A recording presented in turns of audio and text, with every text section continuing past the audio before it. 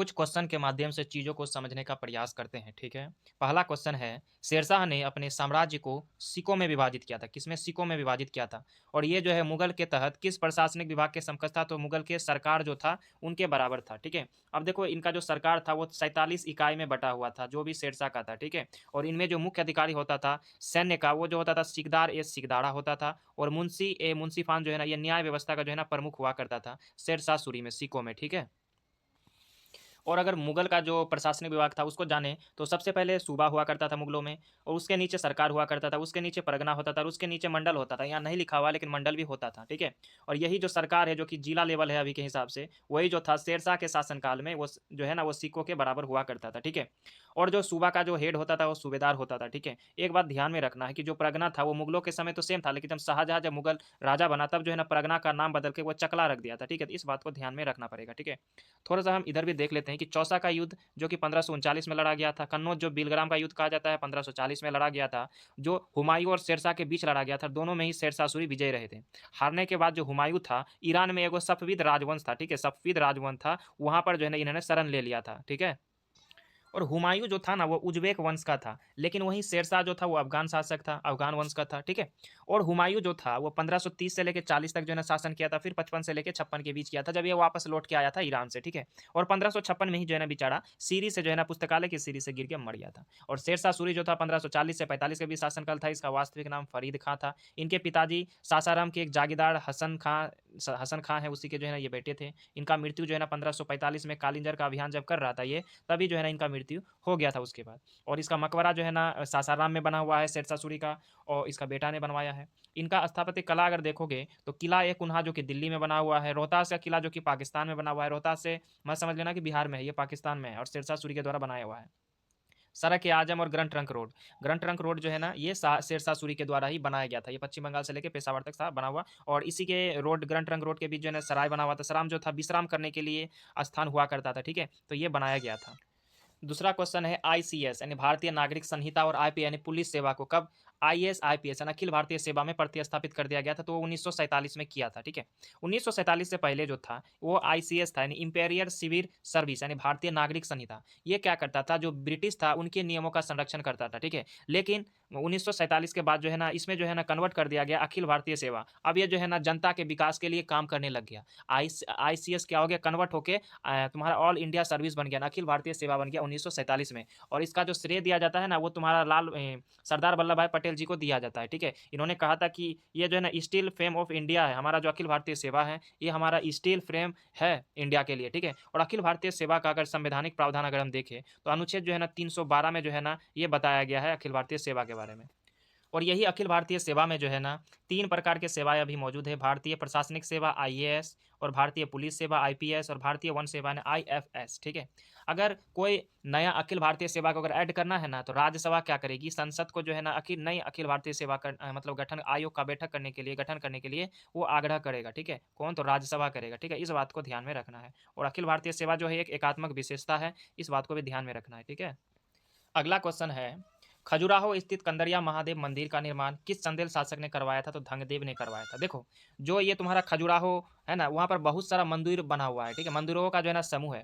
तो उसी में जो है ना खजुराहो मंदिर में जो कंदरिया महादेव मंदिर है, वो धंगदेव बनाया। कहीं-कहीं विद्याधर देखने को मिलता है, लेकिन सबसे ज़्यादा जो वैल्यू दिया जाता है, वो धंगदेव को ही दिया जाता है और ये नागर शैली में बना हुआ है, ठीक है?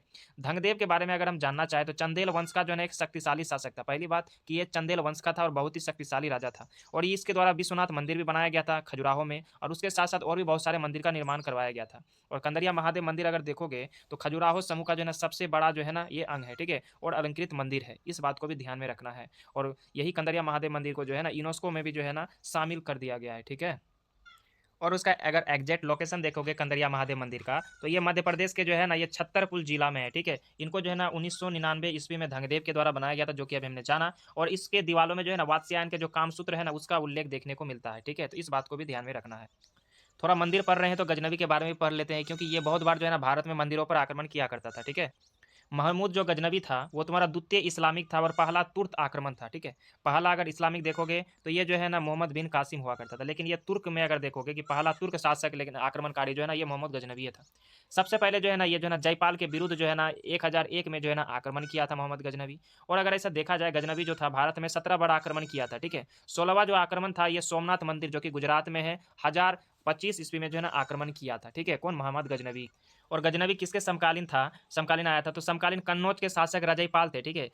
इसके शासनकाल में था, इसको जो है ना ये लूट लिया था। लेकिन जब ये समकालीन चंदेल शासक जब विद्याधर के सामने आया था तो गजनवी को यहाँ से भागना पड़ गया था, ठीक है। तो चंदेल शासक विद्याधर और कन्नौज के जो राजा थे रजईपाल, इनके जो है ना समकालीन थे या फिर जो इसी के समय में मोहम्मद गजनवी जो है ना आक्रमण किया करता था। इस बात को ध्यान में रखना है।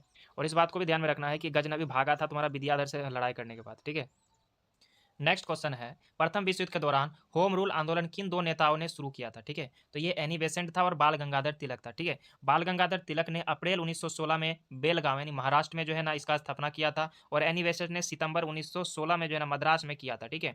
तो सबसे पहले जो किया था वो बाल गंगाधर तिलक ने किया था, और सितंबर में उसके बाद एनी बेसेंट ने किया था, ठीक है। और इन लोगों ने क्या किया था, ब्रिटिश शासन के अंदर रहते हुए जो है ना स्वशासन प्राप्त करना ये लोग चाहता था कि ब्रिटिश जो चीज़ें है उसमें भारतीय को भी सम्मिलित किया जाए अधिक से अधिक मात्रा में। तो इनका था यानी ब्रिटिश शासन में रहकर स्वराज पाने का ये लोग का ये था। इसलिए ये नारा भी दिए थे बाल गंगाधर तिलक की, स्वराज मेरा जन्मसिद्ध अधिकार है और हम इसको लेके रहेंगे। इसके लिए ये लोग जो है ना पत्रिका भी यानी जो है ना अखबार भी जो है ना छापा करता था। जैसे कि बाल गंगाधर तिलक का दो है, मराठा और केसरी। ये क्या है? ये दोनों अखबार है। ये मराठा जो था वो अंग्रेजी भाषा में था और जो केसरी था वो मराठी भाषा में था। और एनी बेसेंट के द्वारा भी जो है न्यूज़पेपर चलाया जाता था, न्यूज़ इंडिया, न्यू इंडिया और कॉमनवेल के नाम से चलाया जाता था, ठीक है ना। अगर देखो इसके बारे में थोड़ा अगर देखोगे, सबसे ज़्यादा जो शाखा था ना वो एनी बेसेंट का था। एनी बेसेंट का जो है ना 200 प्लस शाखा था, लेकिन कम मात्रा में जो था वो तुम्हारा बाल गंगाधर तिलक का था, ठीक है। मुख्यालय उसका पूना था और स्थापना सबसे पहले इसी ने किया था, अभी तो हमने जाना। और इसका जो केंद्र था वो महाराष्ट्र में था, लेकिन बॉम्बे सिटी को छोड़कर। ये जो बॉम्बे सिटी था ये जो है ना केंद्र जो था ये तुम्हारा एनी बेसेंट का था, ठीक है। और मद्रास इसका केंद्र था, और अधिक शाखा जो था ये एनी बेसेंट का ही था, और मद्रास में इसका मुख्यालय बनाया गया था। इन दोनों का ही क्या था कि जो ब्रिटिश साम्राज्य है उनके भीतर जो है ना स्वशासन प्राप्त करना, ये दोनों का ही लक्ष्य था होम रूल आंदोलन के लिए, ठीक है।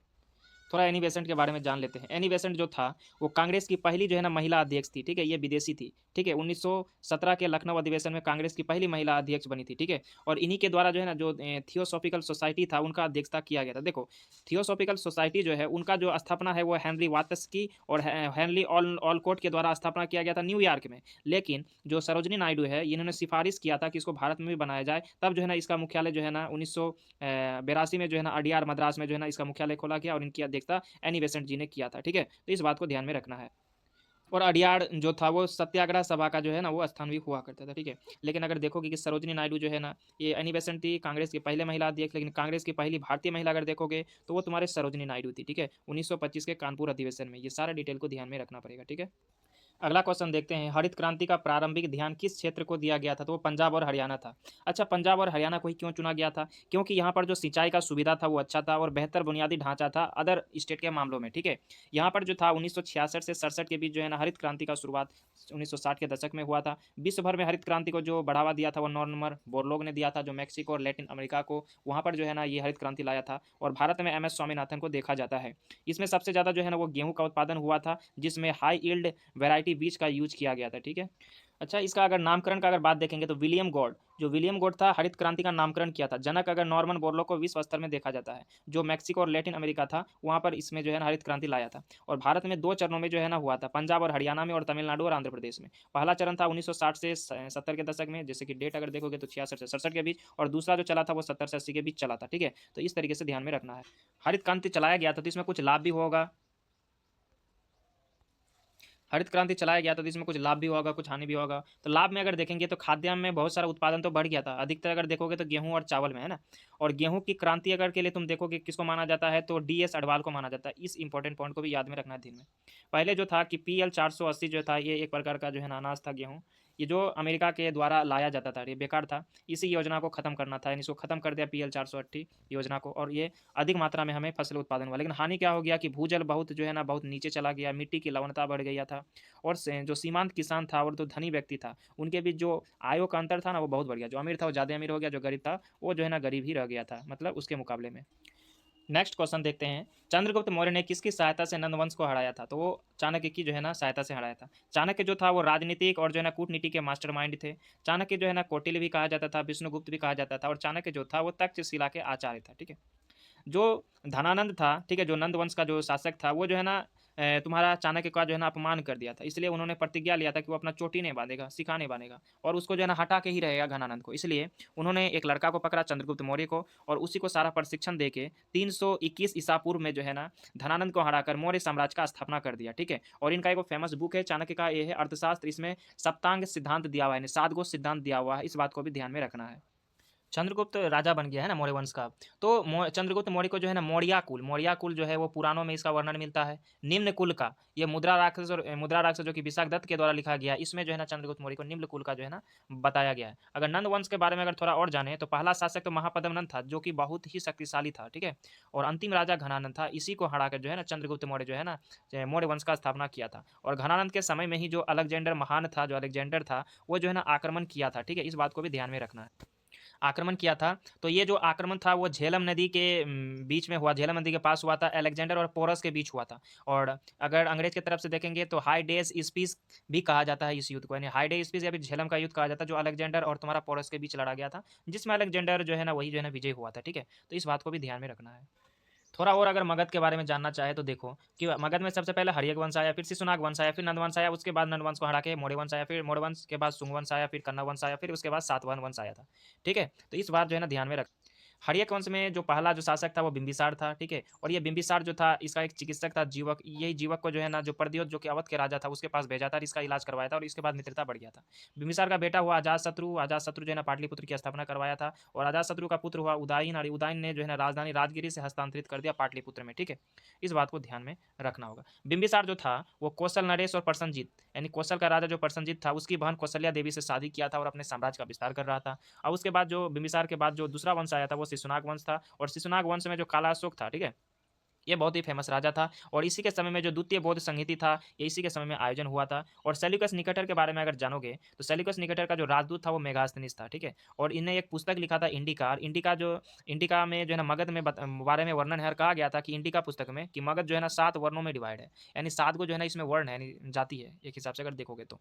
चंद्रगुप्त मौर्य के दरबार में जो है ना ये जो है ना मेगास्थनीस जो था, ये चंद्रगुप्त मौर्य के दरबार में आया था। सेल्यूकस निकेटर के बारे में अगर जानोगे तो ये अलेक्जेंडर का सेनापति था। ठीक है। जो ही बोले ना पोरस को हराया था। और सेल्यूकस निकेटर जो था वो चंद्रगुप्त मौर्य ने हराकर उसकी पुत्री हेलना से विवाह कर लिया था। इसी सेल्यूकस निकेटर को जो है ना चंद्रगुप्त मौर्य हराया था, और उसकी बेटी जो हेलना थी उससे शादी कर लिया था। ठीक है।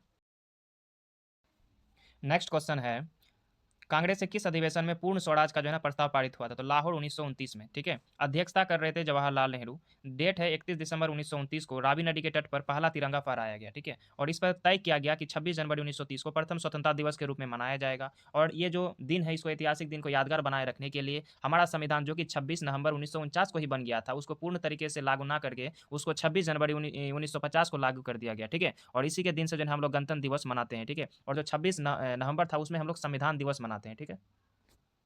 तो लाहौर अधिवेशन में जो है ना एक चीज़ और भी हुआ था, झंडा जब फहराया दिया गया, सारा चीज़ बात हो गया था। सविनय अवज्ञा आंदोलन का बात भी जो है ना लाहौर अधिवेशन में किया गया था। और फर्स्ट गोलमेज से जो है ना बाहर हो जाएगा, ये भी बात जो है ना लाहौर अधिवेशन में जो है ना कहा गया था। ठीक है। थोड़ा और एक दो अधिवेशन देख लेते हैं। जैसे 1907 का सूरत अधिवेशन। सूरत अधिवेशन जो है ना 1907 में हुआ था। इसमें जो गरम दल था और नरम दल था उसका विभाजन हो गया था। ठीक है। और इनकी अध्यक्षता रास बिहारी घोष कर रहे थे। ठीक है। और यही जो नरम दल और गरम दल जब विभाजन हो गया था साथ में, 1916 का लखनऊ अधिवेशन में जो है ना इन दोनों का जो है ना फिर मिलाव हो गया था। तभी जो है ना अध्यक्षता कर रहे थे अंबिका चरम मजूमदार। ठीक है। और यही 1916 में ही जो है ना कांग्रेस और मुस्लिम लीग के मध्य भी जो है ना मध्यस्थता हो गया था, यानी लखनऊ पैक्ट हुआ था। लखनऊ पैक्ट भी जो है ना 1916 में ही जो है ना हुआ था। कांग्रेस का अधिवेशन 1931 को जो है ना कराची में हुआ था। तो कराची अधिवेशन 1931 में हुआ था, और अध्यक्षता जो है ना सरदार पटेल ने किया था। ये बात को भी ध्यान में रखना होगा, क्योंकि पूछा जाता है। इसमें जो है ना दो बात जो है ना लाया गया था, बताते हैं। और कराची अधिवेशन में जो है ना दो प्रस्ताव जो है ना पारित हुए थे। पहला मौलिक अधिकार और राष्ट्रीय औद्योगिक नीति। ठीक है। ये दोनों ही जो है ना कराची अधिवेशन जो है ना पास हुआ था। और एक बात ध्यान रखना, गांधी इरविन समझौता हुआ था। और गांधी इरविन समझौता जो है ना द्वितीय गोलमेज में सम्मेलन होने के लिए जो है ना ये जो है ना समझौता हुआ था। तो इस समझौते के बाद ही जो है ना द्वितीय गोलमेज में हमारा महात्मा गांधी जी सम्मिलित हुए थे। और कुछ समय के लिए जो सीएमडी चल रहा था, सविनय अवज्ञा आंदोलन चल रहा था, उसको रद्द कर दिया गया था। ठीक है। इस बात को भी ध्यान में रखना है। और जो स्वराज शब्द है ना, स्वराज शब्द का सबसे पहले प्रयोग जो है ना जब बनारस अधिवेशन 1905 हो रहा था, वहाँ पर प्रयोग किया गया था। ठीक है। और राष्ट्रगीत जो गाया गया था सबसे पहले 1896 में कलकत्ता अधिवेशन में गाया गया था। रविन्द्रनाथ टैगोर जी गाए थे। ठीक है। रविन्द्रनाथ टैगोर जी गाए थे, कलकत्ता अधिवेशन 1896। नेक्स्ट क्वेश्चन है, किसने 6 अगस्त 1857 को एक टेलीग्राम भेजा था और कहा था, हमारे लोग उनके सामने विरोध में खड़े लोगों की संख्या और अंतिम लड़ाई से डरे हुए हैं। हर गांव हमारे खिलाफ है, जमींदार हमारे विरोध उठ खड़े हैं। तो ये जो बात बोला था लेफ्टिनेंट जो कर्नल जो टाइटलर था उसने कहा था, ठीक है। क्योंकि वहाँ पर जो है 1857 का क्रांति हो रहा था, ये जो है ना अपना जो मैसेज है वो अपना हेड को जो है ना भेजा भेजा था, ठीक है। तो ये टाइटलर ने कहा था। अब देखो लॉर्ड कॉर्नवालिस जो था 1793 में अस्थायी बंदोबस्त जो है ना इसी के समय में लाया था, जो कि जमींदारी एक प्रणाली था, ठीक है। यानी जमींदारी प्रणाली का शुरुआत जो है ना कॉर्नवालिस के द्वारा 1793 में किया गया था। रॉबर्ट क्लाइव के बारे में थोड़ा जानो कि बंगाल में द्वैध शासन जो है ना यही शुरू किया था सबसे पहले, ठीक है। बंगाल में सबसे पहले द्वैध शासन का शुरुआत हुआ था। इसमें दीवानी और निजामत अधिकारों को अलग अलग कर दिया गया था, ठीक है। जो दीवानी था जिसमें ज़्यादा पैसा कौड़ी वाला चीज़ था वो सारा अपना कंट्रोल में कर लिया था। बाकी निजामत अधिकार जो छोटा छोटा होता था जिसमें खर्च ज़्यादा होता था वो जो है ना वो वहाँ के नवाब हुआ इस समय बांट दिया था, ठीक है। रॉबर्ट क्लाइव जो था 1757 में प्लासी युद्ध में जो है ना अंग्रेजों का नेतृत्व किया था और 1765 में इलाहाबाद यानी इलाहाबाद की संधि करवाया था, ठीक है। और यही जो रॉबर्ट क्लाइव ने बंगाल में द्वेष शासन शुरू किया था ना, तुम्हारा 1765 में ही शायद शुरू किया था। तो उसको जो है ना वारेन हेस्टिंग जो बंगाल में द्वेष शासन को समाप्ति ये 1772 में कर दिया था। वारेन हेस्टिंग्स ने जो बंगाल का पहला गवर्नर था, जनरल था, गवर्नर जनरल था वारेन हेस्टिंग्स। नेक्स्ट क्वेश्चन है, किस मौर्य शासक ने विदेशों में बौद्ध मिशनरी भेजे थे, ठीक है। तो वो थे अशोक। यानी बौद्ध धर्म का प्रचार सबसे ज़्यादा जो है ना अशोक ने ही किया था। वो अपना पुत्र महेंद्र और पुत्री जो संघमित्रा थी उसको जो है ना सीलोन भेजा था। सीलोन पहले कहा जाता अभी श्रीलंका है। तो यहाँ पर जो है ना बौद्ध धर्म प्रसार करने के लिए भेजा था, ठीक है। इनका जो अभिलेख देखोगे, अभिलेख में 14 शिलालेख है और 7 जो है ना स्तंभ लेख है। और इसमें जो है ना 3 प्रकार का भाषा यूज किया गया था, प्राकृत, ग्रीक और अरमाइक, ठीक है। और जो लिपि था वो 4 था। यानी जो प्राकृतिक भाषा था ना ये 2 लिपि में बटा हुआ था, ब्रह्मी और खरोष्टी लिपि में प्राकृतिक भाषा बटा हुआ था। बाकी ग्रीक जो भाषा था वो ग्रीक लिपि हो गया और अरमाइक जो था अरमाइक लिपि। यानी प्राकृतिक जो भाषा था वो 2 लिपि में बटा हुआ था, ब्रह्मी और खरोष्टी। इसलिए भाषा 3 था और लिपि जो था वो 4 था। और खरोष्टी लिपि जो था वो उत्तर पश्चिम क्षेत्रों में जैसे कि पाकिस्तान में जो है ना ये फैला हुआ था। और अरमाइक जो था वो अफगानिस्तान एरिया में जो है ना ये फैला हुआ था, ठीक है। अभिलेख अगर देखोगे कि अशोक का अभिलेख सबसे पहले जेम्स प्रिसेंट जो है ना पढ़ा था, मतलब जो इसका जो सॉरी जो अभिलेख में लिखा हुआ था मतलब उसको पढ़ने का काम किया था जेम्स प्रिसेंट ने, ठीक है ना। और एक बात ध्यान में रखना कि जो गिरनार का जो अभिलेख है जो जूनागढ़ अभिलेख जो कि गिरनार अभिलेख जो जूनागढ़ में है उसमें रुद्रदामन द्वारा सुदर्शन झील का पुनर्निर्माण करने का व्याख्या है। इस बात को भी ध्यान में रखना है, ठीक है। और एक बात ध्यान में रखना है कि जो देवनामी प्रियदर्शी है ना ये जो है ना हर एक जो है ना अभिलेख ये सब में देखने को मिला है, लेकिन किसमें जो है ना देव नाम प्रियदर्शी किसको कहा गया तो वो अशोक को ही कहा गया है। ये बात जो है ना किस किस मतलब मिला है तो गुज्जर, मास्की और नेटूर अभिलेख ये सब में जो है ना मिला, स्तंभ लेख में मिला है, ठीक है। यानी गुज्जर, मास्की और नेटूर जो स्तंभ लेख या फिर जो है इसमें जो है ना इनका अभिलेख जो है इसमें मिला है। इसका नाम क्या मिला है तो ये अशोक नाम मिला है। अशोक जो है ना पूरा विदेशों में भी जो है ना धर्म का प्रचार करवाया था, जैसे कि मगध से देखो सीरिया भिजवाया, मकदूनिया ने मैसेडोनिया, मिस्र, ये सब श्रीलंका में संघमित्रा महित्रा को किया। और ये सब को फैलाने के लिए जो है ना एक अधिकारी नियुक्त किया जिसको धम्म महामात्र कहा जाता था। इन्हीं के द्वारा जो है ना ये बौद्धिक धर्म को जो है ना फैलाते थे, ठीक है। अशोक का शिलालेख जो 14 था ना उसमें सबसे फेमस पहला वाला था जिसमें लिखा हुआ था पशुवध और पशु का बलि उली नहीं होगा, ये सब के बारे में जो है ना दिया गया था, ठीक है। दूसरा भी जो है ना इंपॉर्टेंट तुम मान सकते हो जहाँ पर जो है ना मनुष्य और पशुओं के लिए चिकित्सा देखभाल का विवरण मिलता है। चोल, पांड्य, सतपुत्र, केरल पुत्र तथा यूनानी शासक एंटियोकस द्वितीय का भी उल्लेख मिलता है। ये भी जो है ना इंपॉर्टेंट है। और चौथा तुम्हारा बहुत इंपॉर्टेंट है जो कि भेरी घोष के बजाय धम घोष का जो है ना वो प्रचार किया था नैतिकता के बारे में, जो हृदय परिवर्तन हुआ था उसके बारे में है। और पांचवा भी इंपॉर्टेंट है कि धर्म का प्रचार करने के लिए धम्म महामात्रों की जो है नियुक्ति करता था, ठीक है। ये भी तुमको ध्यान में रखना पड़ेगा, ठीक है। उसके बाद जो शिलालेख है तुम्हारा 8 है ना ये भी इंपॉर्टेंट है जिसमें बोध गया में पहली धम्म यात्रा का जो है ना विवरण मिलता है, ठीक है। बाकी तुम देख लेना, लेकिन इसके बाद जो है ना सबसे इंपॉर्टेंट है 13वां जिसमें कलिंग युद्ध के बारे में जो है ना बताया गया था कि इसी में कलिंग युद्ध के बारे में जो है ना ये पूरा चेंज हुआ था, है ना। तो कलिंग युद्ध जो था 13वें शिलालेख में था, शायद 261 ईसा पूर्व में जो है ना इनका युद्ध हुआ था कलिंग के साथ।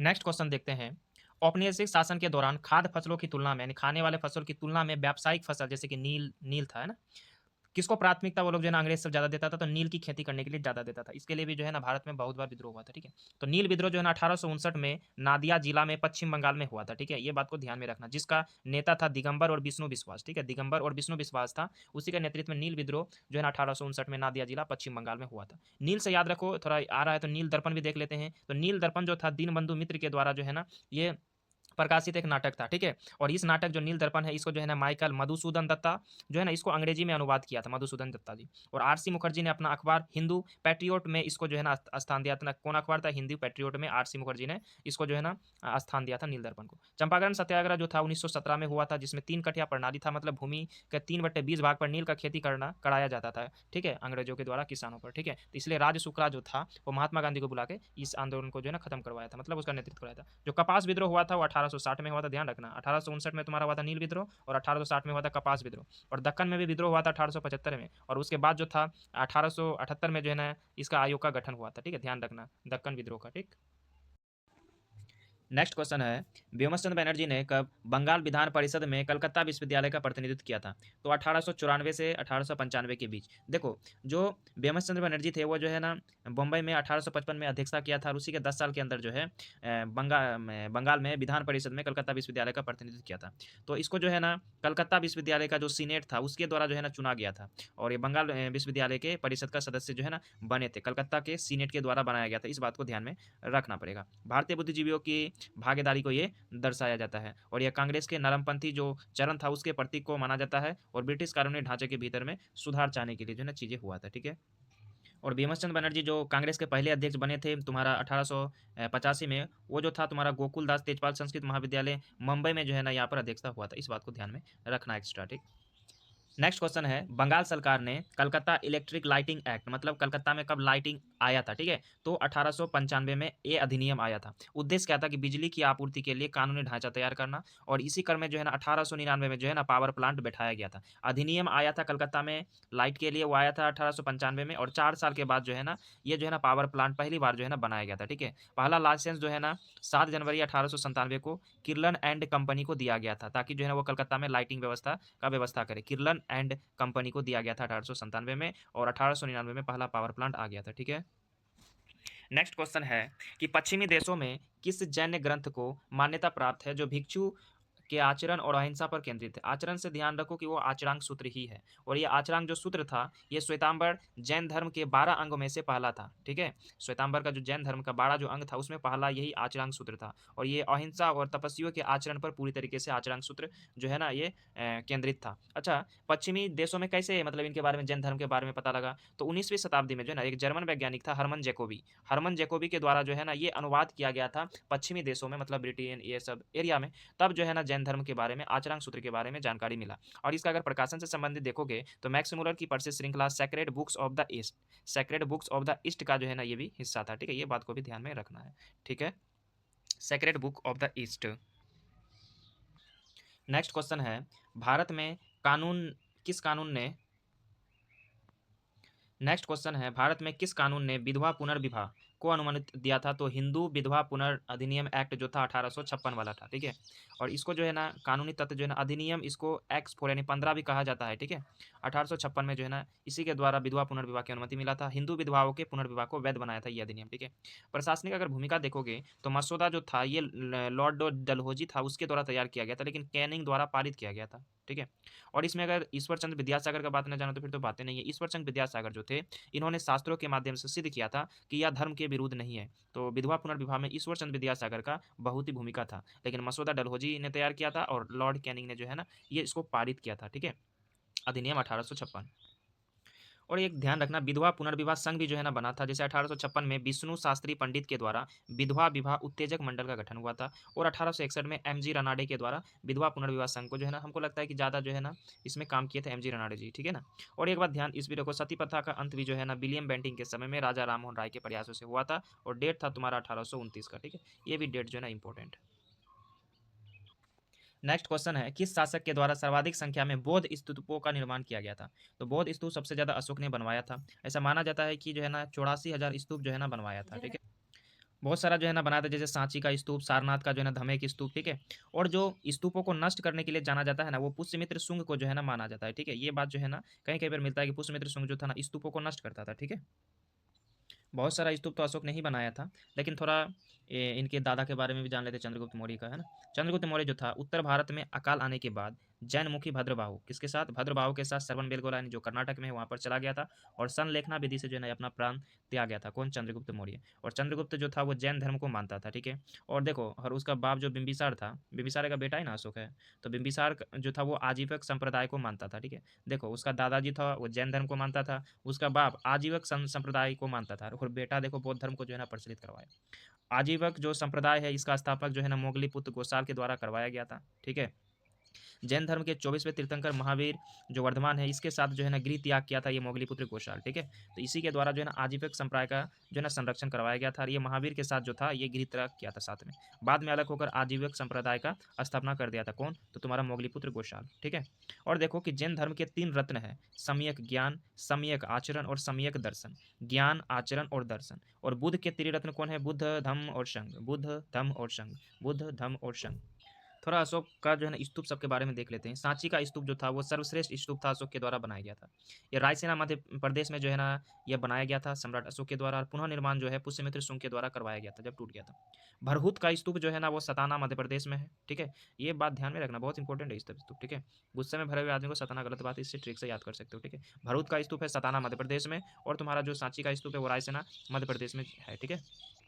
और धमेक स्तूप जो कि सारनाथ उत्तर प्रदेश में है। भरहुत तो हमने बता दिया मध्य प्रदेश में है। बोधगया स्तूप जो कि बिहार के बोधगया में है, यहाँ पर भगवान बुद्ध को ज्ञान की प्राप्ति हुआ था, तो यहीं पर बोधगया स्तूप बना दिया था। और अमरावती में जो है ना एक स्तूप है, अमरावती स्तूप, जो कि नागार्जुन कोंडा स्तूप के नाम से भी जाना जाता है। और इसका एक विशेषता है कि ये जो है ना संगमरमर के पत्थर का जो है ना उपयोग किया गया था, ठीक है। पत्थर के जगह जो है ना इसमें संगमरमर का यूज किया गया है। नागार्जुन कोंडा स्तूप या फिर अमरावती स्तूप तुम मान सकते हो।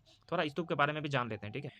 देखो, स्तूप अगर तुम देखोगे ना, ये तो सांची का मध्य प्रदेश दिखाया गया, लेकिन स्तूप ऐसा ही होता है। इसका जो गेट होता है ना, ये तोरना होता है, ये वेदिका होता है, ठीक है, जिससे घेरा हुआ रहता है। ये कुर्सी, जिसको हम लोग कुर्सी नहीं कहते हैं घर बनाते वक्त, तो उसको मेदी कहा जाता है। ये एक जो है ना ये अंडा टाइप होता है, इसको अंड कहता है, ठीक है। और ये सब पथ है, ठीक है। ये लिखा हुआ है प्रदक्षिणा पथ, ये सब पथ है जिससे घूम घूम के ऊपर चढ़ा जाता है ना। और इसके ऊपर जो ये जो दिख रहा है तुमको, ये घर टाइप, ये है हर्मिका। यहीं पर जो है ना हड्डी उड्डी अवशेष जितना भी बौद्ध धर्म के लोग हैं जब मर जाते तो होता है। इसके बाद ये तुम्हारा ये छतरी टाइप एगो है, उसके बाद उसके ऊपर छतरी है जिसमें बुद्ध धर्म और संघ के बारे में लिखा होता है, ठीक है। जैसे देखो ये वेदिका जो मैंने बताया ना रेलिंग, तो ये स्तूप की रक्षा करने के लिए बनाया जाता है, मैंने बताया ना चारों तरफ था। और मेदी जो कुर्सी कहा जाता है, कुर्सी जो होता है उसको मेदी कहा जाता है, जिस पर स्तूप का मुख्य भाग जो है ना आधारित रहता है। अंड जो होता है स्तूप का अर्धगोलाकार भाग होता है, उसके ऊपर शिखर हर्मिका होता है, मैंने बताया ना। ये जो है ना अस्थि पात्र की रक्षा करने के लिए होता है। और उसके ऊपर जो है ना छत्र या फिर छत्रावली होता है, ये जो है ना धार्मिक चिन्ह का प्रतीक है, हम दिखा देंगे अभी फोटो में तुमको। और उसके ऊपर यष्टि होता है जो छत्र को सहारा देता है, ठीक है। यष्टि होता है जो छत्र को सहारा देता है, ठीक है। देखो ये है ना, ये वाला हिस्सा तुम देखो, ये जो डंडा टाइप